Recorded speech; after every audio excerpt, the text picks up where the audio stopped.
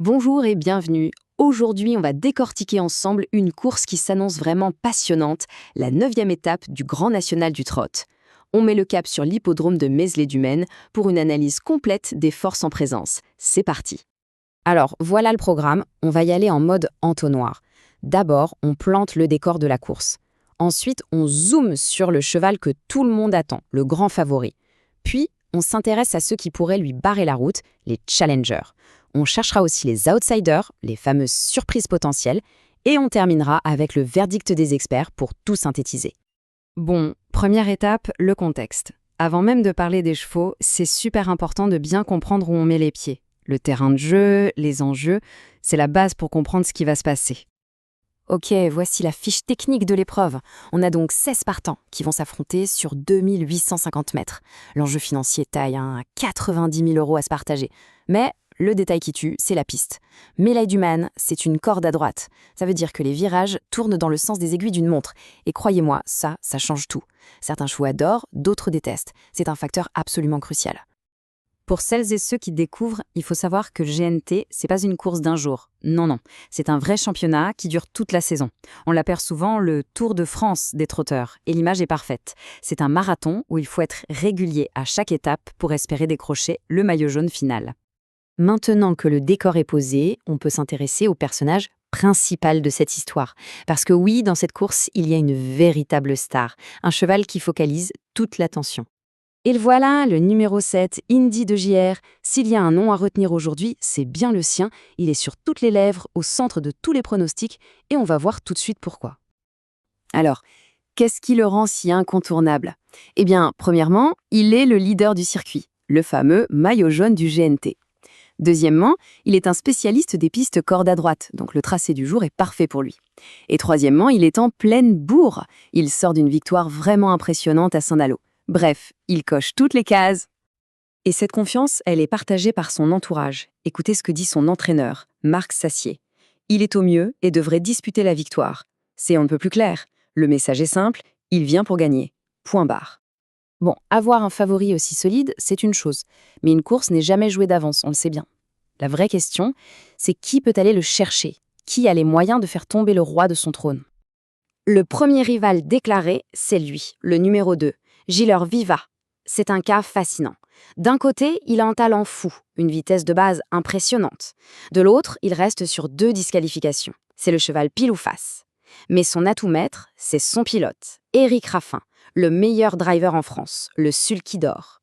L'équation est simple, un cheval capable du meilleur comme du pire, avec le meilleur driver pour le canaliser. Ça promet. Et son entraîneur, Julien Raffestin, confirme qu'il a été affûté spécialement pour cette course. Il nous dit qu'il a intensifié son travail. Le mot important ici, c'est appliquer. Si Giller Viva reste sage, il a la dureté et la ténacité pour mener la vie très très dure aux favoris. Et là, attention, l'histoire se corse un peu. Le deuxième challenger sérieux, le numéro 8, Horatus Della, n'est autre que le compagnon de boxe d'Indy de JR. Ils ont le même entraîneur. Ça nous promet une situation tactique assez incroyable en course. Et c'est donc le même entraîneur, Marc Sassier, qui en parle. Il le décrit comme le métronome, le cheval d'une régularité exemplaire qui donne toujours tout ce qu'il a. En gros, il nous dit qu'il a sa place à l'arrivée. C'est un peu le joker de luxe de l'écurie. Ok, on a vu les têtes d'affiche. Maintenant, passons à ce qui pimente vraiment les courses, les outsiders.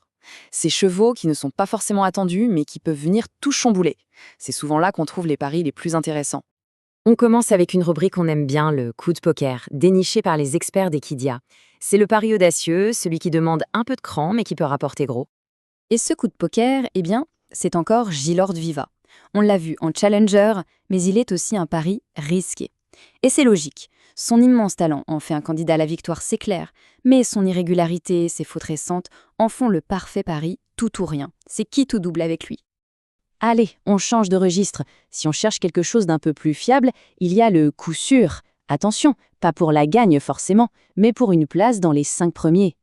Et ce cheval, c'est le numéro 10, Hubble du Vivier. Sur le papier, il a beaucoup de choses pour lui. Il est en pleine forme, il est bien engagé dans la course. Mais il y a un gros mais. C'est cette fameuse corde à droite. Il n'a jamais vraiment réussi sur ce type de parcours. C'est la grande énigme. S'il s'adapte, il sera là, c'est quasi certain. On termine cette section avec une touche de poésie, le coup de foudre. C'est l'outsider qui a ce petit truc en plus, celui qui peut créer l'étincelle et faire chavirer les pronostics. Le coup de foudre, c'est le numéro 4, Aubryon Colmy. Lui, c'est tout l'inverse de Abel du Vivier. La corde à droite, c'est son jardin. C'est un spécialiste. Et en plus, il vient de refaire parler de lui avec une belle 5e place à Angien. Il a le profil parfait du cheval qui peut venir s'intercaler à une très belle cote. Bon, on a fait le tour des forces en présence. C'est maintenant l'heure de rassembler toutes les pièces du puzzle. Voyons comment les experts de Zétur font synthétiser tout ça pour nous donner leur sélection finale. Et voilà le résultat. Cette sélection est une parfaite illustration de notre analyse. Sans surprise, on retrouve tout en haut Indy de Gir, notre grand favori. Juste derrière, le talentueux mais imprévisible Gilles Lorviva. Le compagnon d'écurie, Horatius Della, est bien là aussi, tout comme notre énigme Hubble du Vivier. C'est une vision très claire de la hiérarchie probable de la course. On va se quitter avec cette question qui résume finalement tout l'enjeu. Est-ce que la logique va être respectée ? Est-ce que Indy de Jair va écraser la course comme attendu? Ou est-ce qu'un des challengers, ou même un outsider, va venir créer la surprise? La seule certitude, c'est que la réponse, on l'aura sur la piste.